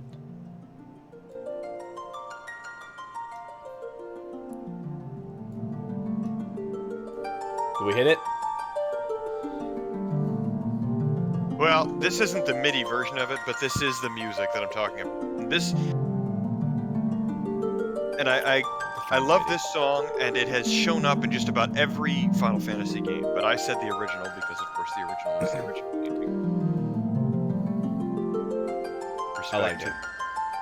To the original. So they've redone this song quite a few times in some of the Final Fantasies. One of my favorite ever, one of my favorite Final Fantasies ever was Final Fantasy, what, 14? And I think this was the intro for Final Fantasy 14, or maybe it was 11. 14 was online. Final Fantasy 14 was Final Fantasy Online. Right, right. I like that one, though. That was one of my favorite Final Fantasies, I think. Controversially, you know, it's an MMO, so. All right, number 4. I think most of us can agree with this one. Go ahead. The original Zelda title sequence. Zelda title theme. No, that's Ocarina of Time. Zelda, here we go. NES title theme. There you go. Yep, that Epic. one. Like, you would recognize this anywhere you go in life, right? Yeah. This is like. Yeah. This is right up there with the Star Spangled Banner, man. You just know it. Right up there with the Star Spangled Banner. Okay. Yeah. Oh, Maven likes this one. That's right, Maven. This is a good one. All right. So, this one's essential. If this isn't on your list somewhere, you're in trouble. Okay. Let's go number 3. Rock. Number 3. I like this one too. For the PS1. We're getting out of the 80s now. Test Drive Off-Road. Part 1 or Part 2. Band called Gravity Kills did the music for it. Yes. That's 3. Test Drive 6. Test Drive Off-Road. PS1 gameplay. This is the gameplay, let's see. Yeah, no. Is this it? No. You gotta look up Test Drive Off-Road, PS1, intro? Gravity Kills. Oh, Gravity Kills. Alright, hold on.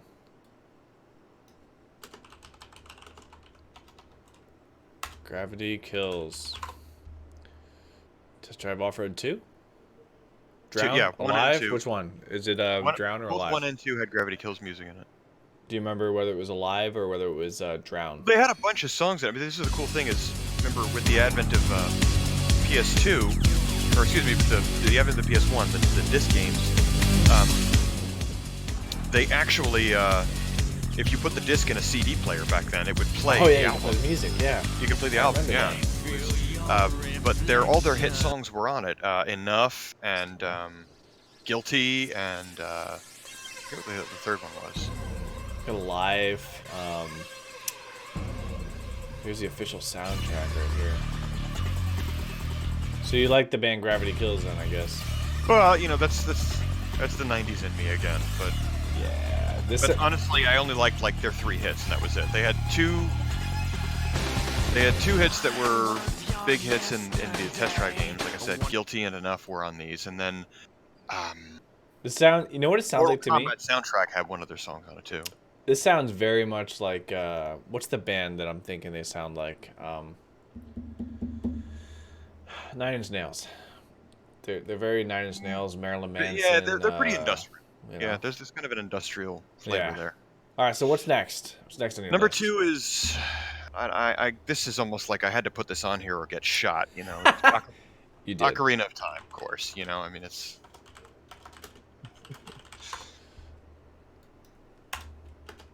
Ocarina of Time soundtrack. Yeah, I'll let you pick which one because so many good ones though. Yeah, so many good ones. Nine Inch Nails, 90s rock was fun. That's right, Maven. 90s rock was fun. That was my favorite part of Captain Marvel when she was wearing a Nine Inch Nails t-shirt the whole time.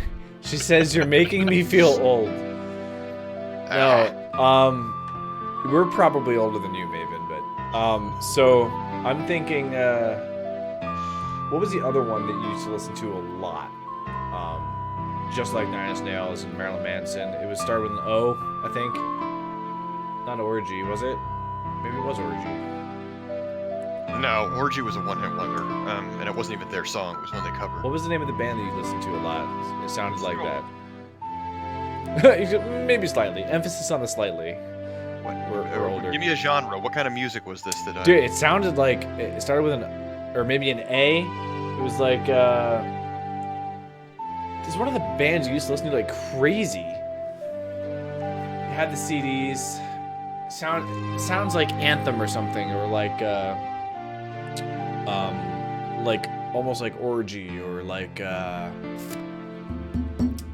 darn it. I liked Bush. I liked Bush. Wasn't Bush. I liked Rob Zombie. No, not Rob Zombie. It wasn't Rage Against the Machine or anything like that. It was oh gosh. I liked the R.E.M. Corkery. I liked R.E.M. Wasn't R.E.M. Where's the Corkery Forest? Corkery Forest. Open treasure box. Yeah, we're getting off topic. We're talking about video games. Oh, man, here. I mean, the other band that was just like Nine Inch Nails was Pantera, but I didn't like them. No. I'll think of it and I'll get back to it. I'll think of it. Oh. Silverchair. No. Live. Where the heck is I know you're not thinking about Nirvana. Nope, Nirvana. Yeah, and I mean, Nine Inch Nails was like industrial techno metal, and Pantera was just straight up thrash metal. Pantera was not as good, says Maven. Yeah, I'm reading it right. Okay. Well, you can respond to her then, sir. Hyrule Castle. Because I'm actually viewing it on my wife's Twitch account, so. Oh. Here you go. No, I meant you can talk. You can verbally respond. Oh, She yeah. can hear you. This is Kakariko Village. I want the Lost Woods. Here we go. This is one of my favorite songs. Added from Ocarina of Time. This used to get stuck in my head. I'd be walking around like do do do do do do do do do do do do. Oh man, this is bad. Make it your ringtone right now. No, don't do this to me. Don't do this to me. Number one. Number one. The number one most Ozymandias soundtrack of all time. I loved the original Killer Instinct. For the Super Nintendo. The soundtrack. Killer Instinct soundtrack. Killer Instinct. Yeah. Xbox One? No. Super Nintendo OST. You did love this. You used to play this game all the time. What's your favorite song on the Killer Instinct soundtrack? Drum roll, she says. I'm reading. Reading my screen. Because I liked them all. I'm gonna fast forward to one that I recognize. Controlling Transmission was good. Tooth and Claw was probably the one I listened to. What the crap is this? Why is it not showing me the rest of the soundtrack? Oh, it's like how many songs? Plays it all the way through. Well, just do a YouTube search for the track name and... hold on, there's somebody listed them out here. Right here. Controller. Okay, yeah, you got the... Let's see what we got here. Alright, let's do it. Here we go. I mean, this Drum is roll. like... This is very much like early 90s dance music.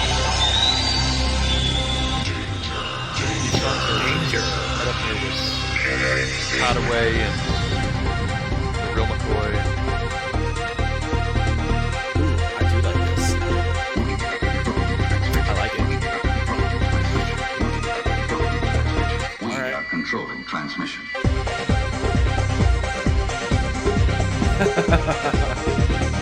It's good. I like it. This is awesome for a video game. Super Nintendo game, nonetheless. This game was actually sold, if you bought the cartridge, it was sold with a CD that had this soundtrack on it. Really? Dude, I don't remember this. You're only, what, 5 years older than me, and you remember that? 4. 4 years older than me, and you remember that. Unbelievable. Your memory, sir, is like a steel trap. No, All right. It's like no, man, it's like a dirty fishnet. Stuff just gets caught in there. Dirty fishnet. Any honorable mentions? Honorable mentions? You know, a game that I have to bring up just because it brings back memories for me, and it's like, it was one of my favorite games for the NES, and it was never like, it's never on anybody's, oh, that was one of my favorite games list, or really popular list, right? I loved Willow for the NES. Yes, dude. Willow had a good soundtrack, man. It had a good soundtrack, and that was a great RPG. It was. You know, in the style of Zelda. So I liked Bubble Bobble soundtrack. Oh man. This is one of my. I like the gameplay, not the here. So stage theme, yeah, the stage theme. This is old school for me. Love the Bubble Bobble soundtrack. But you were saying Willow. I really like the Willow soundtrack. The game though, Willow gameplay soundtrack. It's also for NES. Fun fact, by the way, the movie Willow, which for the longest time was not available streaming, was like only a month or two ago added to Amazon. You can buy a digital copy now. Really? I did not know that. Maven says, my son has been playing the OG Sonic games. He's obsessed with the music now. Oh my gosh. Yeah. Sonic has some, what is it? Something Hills, the first freaking level. Green Hills or... Green, yeah. Yep. I definitely, I can say I remember that. This game was crazy. Yeah, I remember this music, man. Staying up till 1 o'clock in the morning playing it, hoping my mom didn't discover I wasn't in bed. You led such a hard life, sir. Sonic soundtrack. This is the one I played for Game Gear. Yes. Yep, I played the heck out of this. I still remember like holding the certain buttons down in bottom left. You get to stage select and everything. Yep. Loved it. You could turn into Supersonic. Yeah. Or, how about Golden Sonic or whatever? So another one that I really liked. I think I very much enjoyed the music from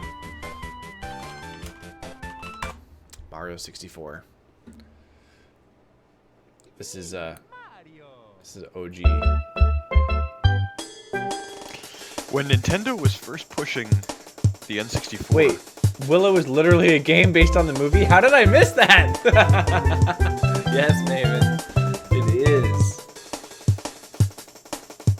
I love this one. And Diddy Kong Racing was great too. You remember Diddy Kong Racing? And the Willow, the game, like, only very vaguely followed the plot of the movie. Yeah. However, I will say that, so Willow was, after the success of Indiana Jones, George Lucas and Steven Spielberg tried their hand at the fantasy genre, and Willow was that effort. The movie didn't do very well, even though I thought it was pretty good. But if you did like the movie and you liked the story, the movie Willow was based on a trilogy of books that George Lucas made, and the movie was only based on the first book. There is a part 2 and 3. Huh. Yeah, Willow is a great movie, man. I think Willow is probably one of the most underrated movies of the 80s. Yeah. Dude, it was, I mean, it had action, it was funny. No, I've never gotten around to it. I can't, I do audiobooks, so Fen can attest to this. Oh, I thought all 3 was set after the movie. Oh, maybe. I mean, it's been a while. Possible. Yeah, I mean, it's on my list, Maven. It's on my list. It's I keep forgetting. So yeah, Ozzy shares his Audible account with me, and I have a 2-hour drive to work every day. I usually leave my house around 4:30 in the morning, and I'll drive for 2 hours, and I usually leave work around 2 or 3, and then drive 2 hours home. And Ozzy has, oh gosh, a substantial collection might be an understatement. He's got lots of books. Sounds like LA traffic. No, I live in New Jersey, and I commute to New York. New York, kind of not New York City, but outside of New York City. I'll have you know that. Was it last month? Yeah, last month. Maven says, "Ew." Boston got voted as the worst traffic in the nation right now. And that's where you live. You live right near Boston, don't you? You You drive there sometimes. 50% of the time. Well, maybe more like 25%. So my company does New England, and I'm supposed to be in southern New Hampshire. If they need me down there, they'll send me down there, and it happens often. But fortunately, it's not like an everyday thing for me. That's crazy. You have to listen to this theme for Diddy Kong real quick. I forgot. This is so. We should do. What do you think the most addicting theme was for any game? And I would have to put it right here on Diddy Kong. Just listen to this theme for a minute.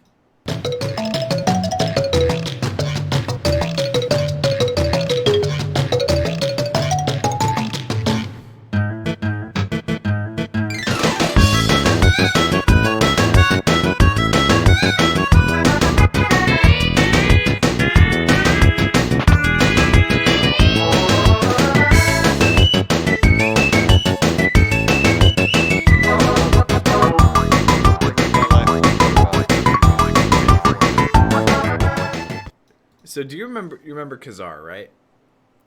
Kazar, when we used to hang out in person, Kazar and I, oh my gosh, the Chocobo song. You are so right, Maven.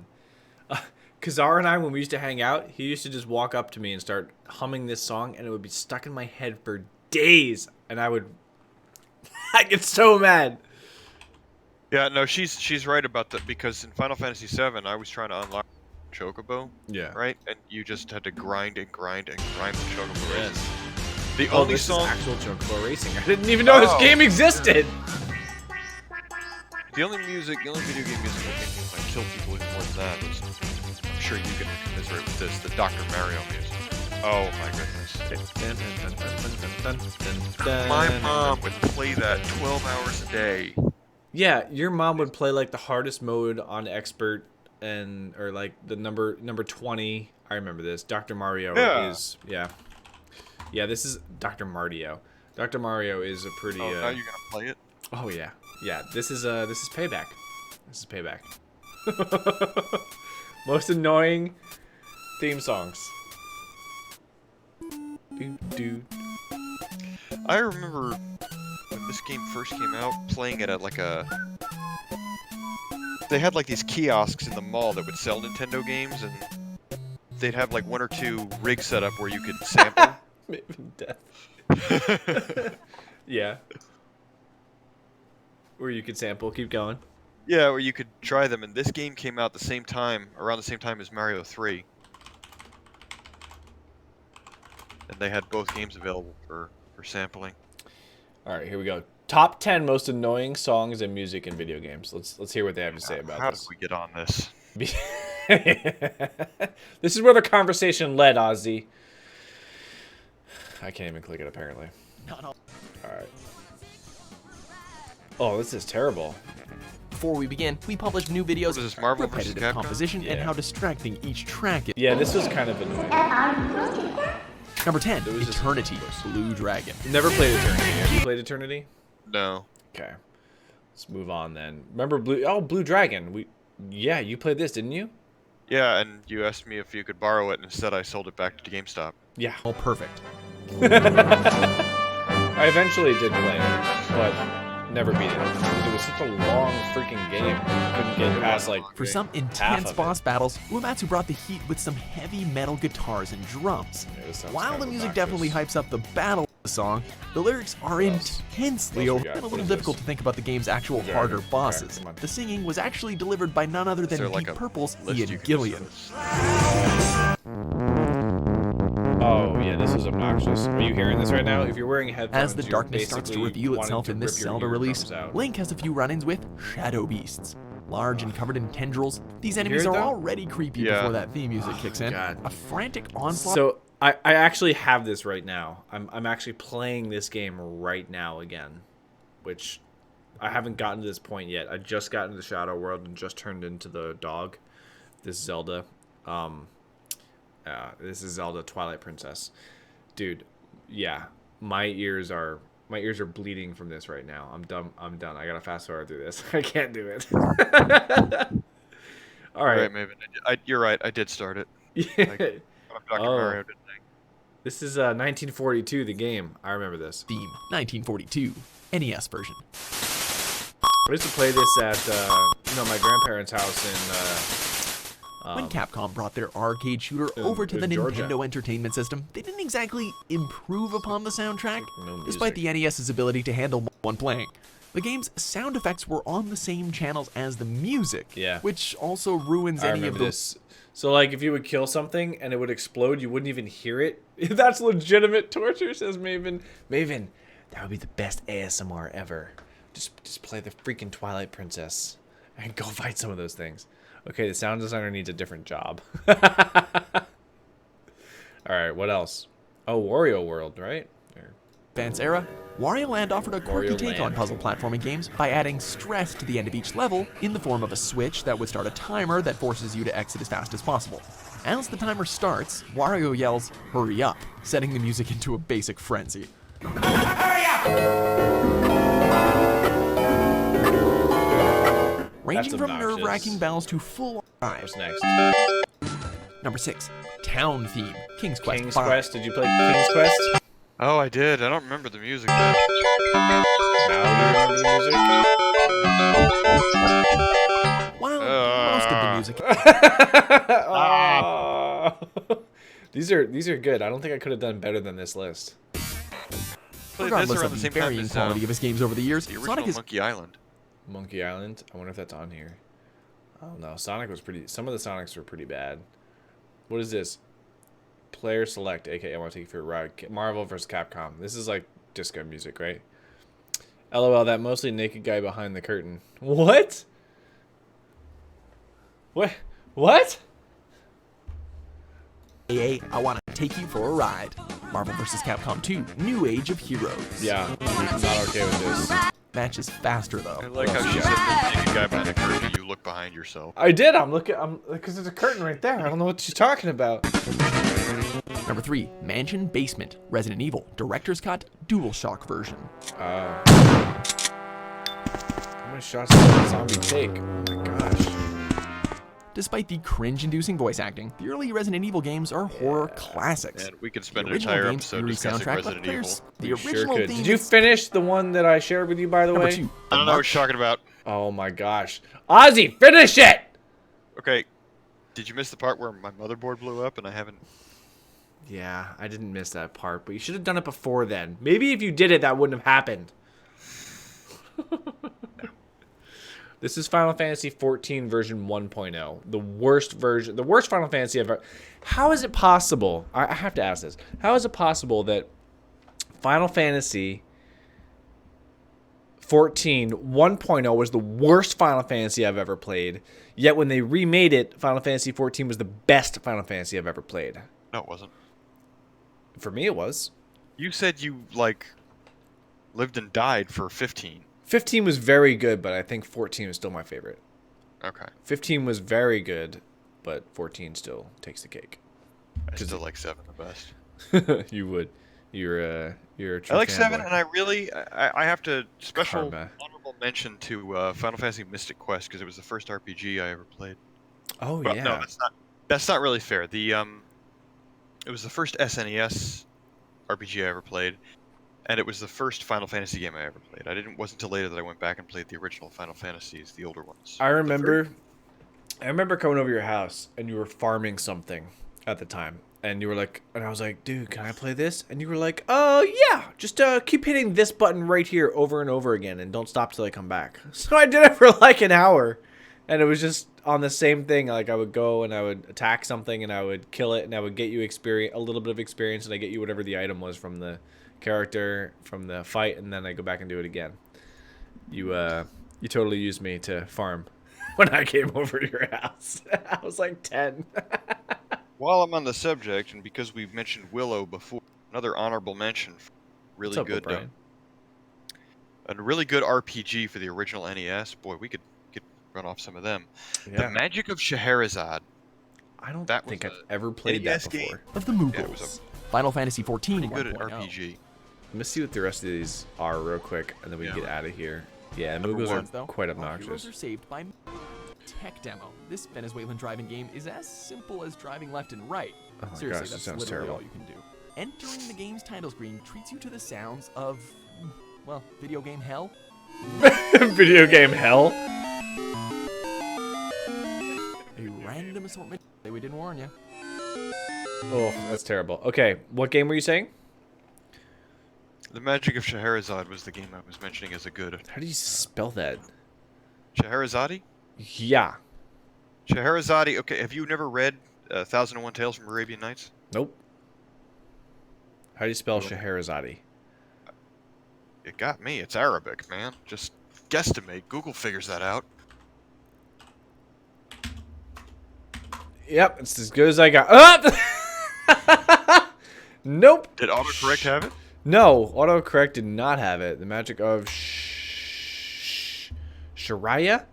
Magic of No. All right, hang on. I'll get you the spelling. Sharahadi?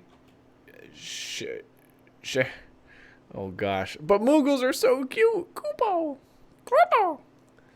Yep. The magic of... Okay, it is spelled S-C-H-E-H. Oh, I got it. Yeah, okay. Yep, I'm letting that autocorrect. Scheherazade. Scheherazade, okay. Yeah, the Magic of Scheherazade. So I've never played this, I don't think. Yeah. Oh, I did. Okay. This is totally familiar. I don't know how far I got. It's very Zelda-like. Yes. Yeah.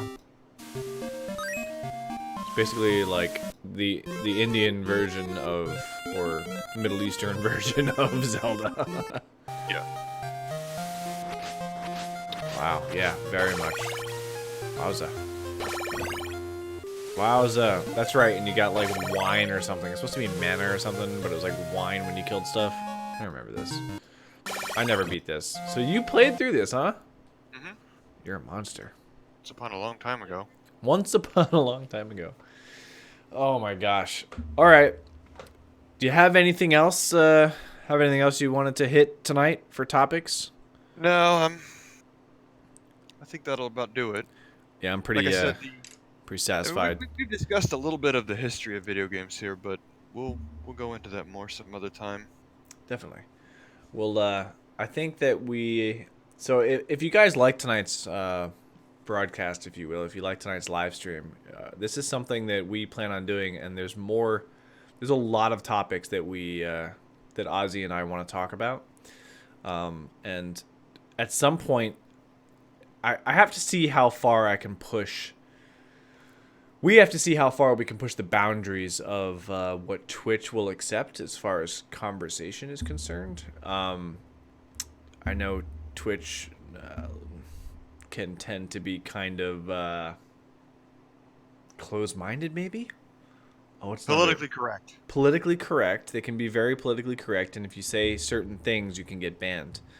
So, you know, I have my own thoughts about the thought police here at Twitch, but I don't know how far we can go. I want to get in. Banned for that. Yeah, I want to get into, at some point in future streams, I'd like to get into politics a little bit, and I'd like to get into, I don't know, maybe religion. I don't know how far we can take it with Twitch though. So it might be, we might have to do a Facebook broadcast or something for that. I'm not sure. I'm really not sure at all, actually. O'Brien, what's going on, bro? You should be fine as long as you stay objective about it. Stay objective about it. Yeah, no, I mean, totally. You gotta... Right, no slander. But it's hard. Yeah. So it's hard. It's hard. Like, I think if you express a certain belief on Twitch, I think that can kind of lead towards it may be perceived as slander. You know, what do they call it? Hate speech or something. Just for having an idea, I think they consider certain ideas hate speech. Are you So gonna take this? I already did that. Oh, Ready to deposit it. So I should just move and deposit this one then. Yeah. Everybody say hi to Mrs. Fenalidar. Oh, I look so scary right now. You don't have to make an appearance, man. Hi. Only if it's hateful. Maven says hello. Hello. She walked away and said hello. So I don't know. Yeah. Anyway, it's I think I might throw up like a disclaimer or something when we do it, and just say, you know, we're speaking objectively or something. But you know, it's not. It wouldn't be hate speech. We're not interested in ranking on anybody. We're just, you know, just having a conversation about some issues. But more of that later. Yeah, another time. Well, Ozzy, thank you so much for coming on my stream tonight, man. I hope this was as fun for you as it was for me. Yeah, man. Ozzy and I typically you know, my 2-hour drive back home, typically Ozzy and I will be on the phone talking about this kind of stuff, and we're like, you know, why the hell are we not talking about this on the stream where other people can chime in and have, like, we talk about some interesting things sometimes. I think I might be a little biased, but I think you've got a pretty good perspective on, you know, video games, and your memory's great. Trying to bring this around again. Yeah. Not all the stuff we talk about is political either. We just, you know, it's true. Talk about all kinds of stuff. It's yeah, just something we don't want to have to omit, you know. Right. It'd be nice to be able to talk unfiltered. But what's up, Subdriver? I'm all about the real talk. I'm pushing my channel members to do it. So I guess we'll see how it goes. If I see you later, I'll let you know if we get reported. That would be great. I've already seen, and this is just discussion. I'm not saying anything either way, but there was a girl that got banned from Twitch for just, I think all she said was a man is a man and a woman is a woman. I think that's what she said. And I think she got banned for that. Yeah. So that's why, like, if that's going to get you banned, that kind of, you know, that concerns me. I'm not sure how. You know. Well, the thing is that is actually taking a very stand on something. If you want to sit there and try to put out the pros and cons of an issue, and right, I mean, just sort of offer both sides of the argument. Yeah. I mean, I feel like these platforms should take a stance of, you know, if it's covered under the First Amendment, you should be able to say it. Yeah, if it doesn't incite violence, you should be able to say it. You got to understand that these. So here we go. You know, you got to understand that these platforms. At the end of the day, it's sort of like it's private property. You're on their server, right? That's this true. Is the same logic as your boss can enforce a dress code, and he can say. He can't say you're not allowed to dress like, you know, you have to dress like this. He's not all the time. He's not allowed to say that, but he can say as long as you want to work here, you have to. And Twitch and these other platforms can do the same thing. They can say, look, I can't tell you what you're not or not allowed to talk about, but I can tell you what you are not or not allowed to talk about on my platform. That's true. That's problem, true. As our friend Ben Shapiro, what he likes to say is the minute you get into controlling what people can or cannot talk about, you're no longer a platform. You're crossing over to the realm of editorial. Mm-hmm. And once you do that, there's a tremendous amount of liability that you incur for the things that people say and do on your platform. So the issue here is that as soon as you start moderating what people can or cannot say, you assume a certain amount of responsibility for what they do say. And then if you know, terrorists or hate groups or whatever start using your platform to coordinate things or correlate things, whatever, you can be held responsible for a certain amount of that. But as long as you maintain 100% neutrality and you say, I'm just AT&T, I'm just, you know, people. Maven says sigh, logic. Yeah, I know, I saw. So, but that's, you know what, that's what they're arguing about in Congress, and that's not my job. So that's thank God. I'm just gonna sit back and see how that pans out. Yeah, the future will be interesting. It's a really polarizing issue, right? So the future is going to be very interesting. I'm excited to see what. I'm not excited. I'm leery about what's going to happen. But in any case, let's find somebody to host. Who should we host today? I always try to host. Like, I'm a small streamer. I primarily play PUBG. I always try to find somebody, to host. So let's browse the just chatting category and see if there's anybody on we want to host. We certainly don't need to host Pokemon. You gotta go? I gotta bail on you. Just gotta go sleep, man. The wife has been wanting to show me something for, I don't know, an hour now, so. Sounds like fun. So somebody this was that's fun. Talking. We'll do this again another night. We'll come up with some more topics for you guys. Maven, did I follow you? I tried to go follow Maven since she followed me. Try to do follow for follow there as much as I can. I'm all about supporting each other, Patreon got a little too crazy. They've kicked off creatives for posting something on their social media several months prior. Maven says, "Oh, thank you. You are very welcome." Looks like you do artworkers. Oh, and you discuss anime. That's something I could discuss anime for hours. And I could not. So on that note, take it easy. See you, bud. Thanks again for coming on. Appreciate it. All right. So who should we host? Who has not that many viewers? I don't want to host a booby streamer. I don't believe in that. Not cool.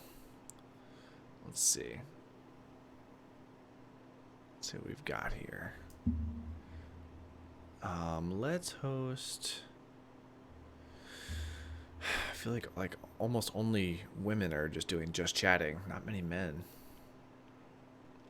Here's a guy. Drunk Beak coming at you quick. I don't know. He's doing a quick stream.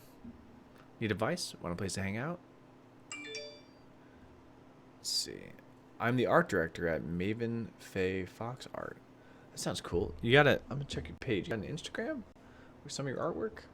I do like artwork. Maven Collectibles, huh? Oh yeah. We design, produce, sell. Dang, if you were live, I'd host you. Look at you. You got some crazy artwork. These are models? These are not digital either. These are legitimate models that you can print out, and they're flexible and everything. Holy smokes, this is impressive.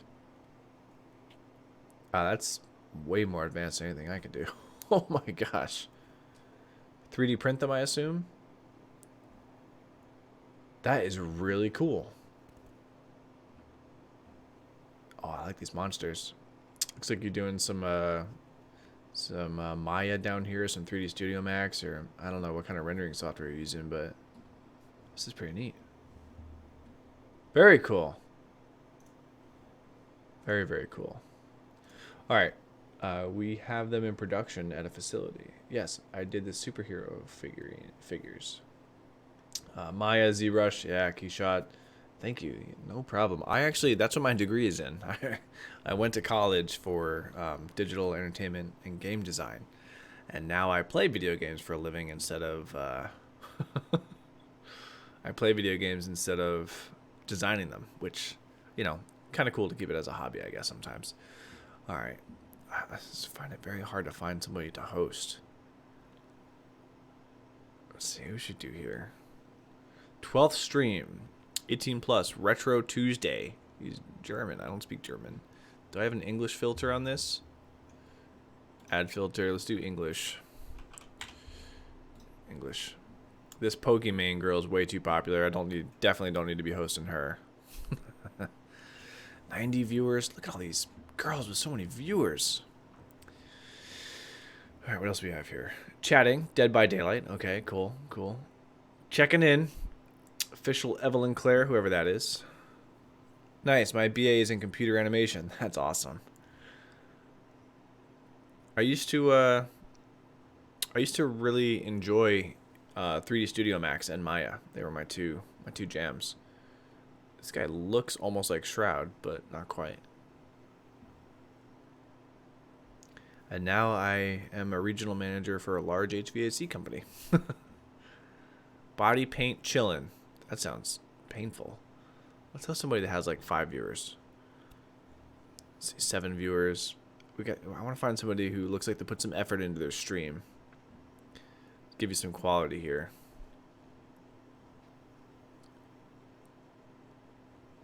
AFK community night. Just chatting. Ask me stuff. Are you in English? Yeah, I'm not gonna host that guy working on his abs. Not much quality put in here. We got 2 cats. She's just chatting. She wants people to ask her things. Let's try somebody else. What in the world is happening here? Okay, chatting for a bit. Drinking until golf with your friends. Chatting about Game of Thrones episode 3. Okay, all right. This guy might be he might be a potential. LOL. But abs. What is this? What are you watching, dude? I thought we were talking about Game of Thrones. What are we doing? I thought this guy was chatting about Game of Thrones. Was that dude wearing a maid outfit? He was. I decided not to click on it. I was a little scared. What do I play? Let's see. Tipsy Tuesday. Come on, guys. Tony Robbins webinar, huh? 420 Davin. Reasonable. Still can't pick a game. New Sonic trailer makes me sad. Oh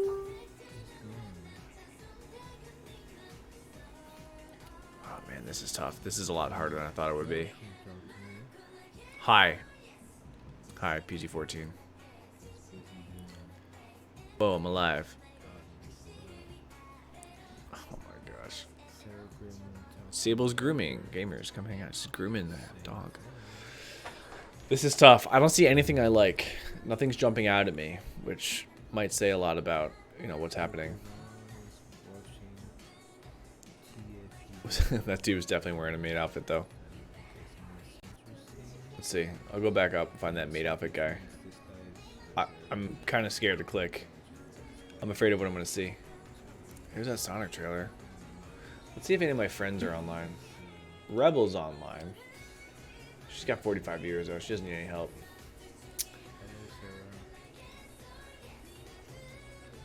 I follow a lot of people. Barry Vibes is online. Barry's oh, Joe the Burly Gamer. He's a good guy. He puts a lot of work into his stream. Who else is online here? Let's see. Oh, Brave Little Yellow's online. All right, we're hosting Brave. She's one of my favorites. All time. All time, one of my favorites. Brave. Guys, please go over and say hello to Brave. See if she notices me. I've never played Fear, but I remember like seeing that when it first came out, and it scared the shit out of me. But I had to train myself to play scary games. I'm gonna go. You guys enjoy Brave. She's cool. Otherwise, I would not. I don't play these when I'm not streaming. So I'm gonna go ahead and host her. And you guys have a wonderful night. Thank you so much for joining in tonight, Maven. It was awesome. I had a good stream. So, host Brave Little Yellow. Are you ready for that?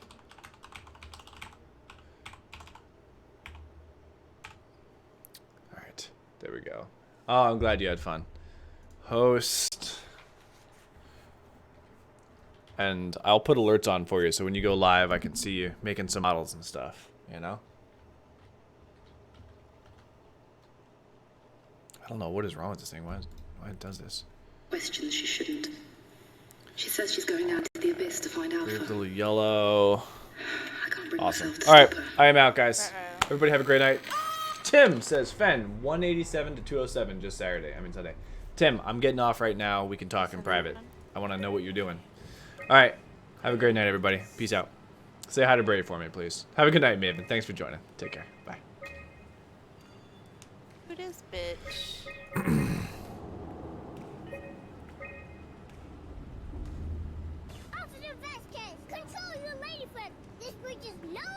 Fan, you're too much. Thanks for that host. All right, Tim. Let me go ahead and end the stream real quick, and I'll jump in Discord real quick if you're free. Crazy. How was your stream, Finn? Oh, I gotta respond. Hold on.